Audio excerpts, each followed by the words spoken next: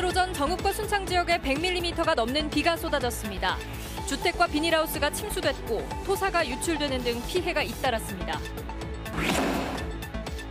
수소차 산업 중심지 조성을 추진하는 전북엔 충전소 한 곳 없을 정도로 기반이 취약한데 또 다른 친환경 자동차인 전기차의 상황도 크게 다르지 않습니다. 우익들의 협박에도 불구하고 일본군 위안부 문제에 뛰어든 일본계 미국인 감독의 영화 주전장이 개봉했습니다. 여러분 안녕하십니까? JTBC 8시 뉴스입니다. 오늘 오전 정읍과 순창 지역에 집중호우가 쏟아졌습니다. 토사가 유출되고 가옥과 농경지가 침수되는 등 피해가 속출했는데요. 불어난 물에 피서객이 고립됐으며 정읍천에는 홍수주의보가 발령되기도 했습니다. 조창현 기자입니다. 갑자기 불어난 강물에 피서객 11명이 고립됐습니다. 소방관들이 긴급 투입돼 피서객들은 무사히 구조됐습니다. 이번 사고는 지난 20일 발생한 고립사고와 같은 장소에서 발생했습니다. 잦은 비로 약해진 지반이 집중호우를 견디지 못하고 무너져 내렸습니다.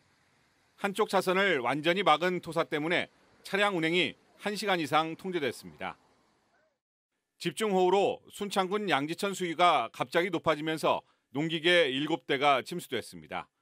동계면 구미교, 적성면 우평교 등도 불어난 물로 통행이 금지됐습니다. 정읍과 순창에서 주택 3곳, 비닐하우스 38동이 물에 잠겼으며 농경지 침수 피해도 이어졌습니다. 이번 호우 피해는 정읍과 순창 지역에 집중됐습니다. 이들 지역에는 오전 9시 호우 경보가 내리며 3시간 만에 100mm의 비가 내렸습니다.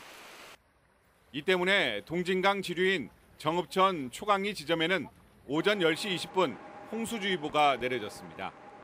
강한 비구름대가 전북을 빠져나가면서 정오를 기해 호우특보와 홍수주의보는 모두 해제됐습니다. 지역별 강수량은 군산 어청도 162, 정읍 내장산 134, 순창 복흥 122mm를 기록했습니다. 장맛비는 내일 새벽까지 20에서 60mm가 더 내릴 전망입니다. 전라북도 재난안전대책본부는 장맛비로 지반이 약해져 산사태 등의 붕괴 사고 위험이 높다며 시설물 안전관리에 만전을 기해 줄 것을 당부했습니다. JTBC 뉴스 조창현입니다. 전북은 지난해 말부터 수소차 산업 중심지 조성을 추진하고 있습니다. 하지만 아직도 수소차나 수소차 충전소 한 곳 없을 정도로 기반이 취약한데요. 또 다른 친환경 자동차인 전기차의 상황도 크게 다르지 않습니다. 보도에 송창용 기자입니다. 지난달 말 기준 전북에 등록된 자동차는 92만 5천여 대에 이릅니다. 이 가운데 친환경 자동차인 수소차는 단 한 대에 불과합니다. 전기차는 1,586대입니다. 전국 9개 도에서 가장 적습니다. 두 차종을 더한 등록 대수는 1,587대, 역시 전국에서 가장 적은 규모이고 가장 많은 제주와는 10배 이상 차이가 납니다. 이처럼 전북에 전기차가 적은 것은 충전소 같은 기반 시설이 부족하기 때문입니다. 전기차 충전소는 617곳으로 충북과 충남에 이어 3번째로 적습니다. 많을수록 다다익선이요. 많을수록 좋은 것밖에는 특별히. 여기에 전기차 보조금 또한 다른 지역은 최대 1,000만 원까지 차등 지급하고 있지만 전북은 600만 원으로 가장 적은 편입니다. 한국GM 군산공장을 인수한 명신과 한중 합작기업인 SNK 등 최근 새만금을 중심으로 전기차 업체들이 몰려들고 있지만 무색해집니다.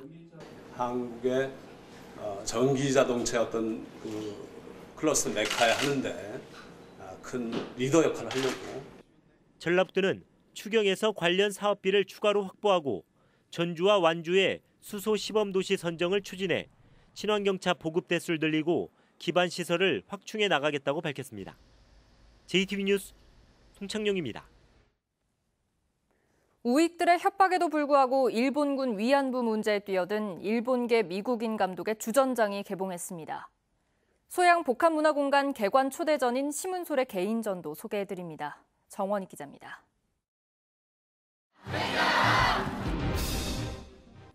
무엇이 진실이고 무엇이 거짓인가?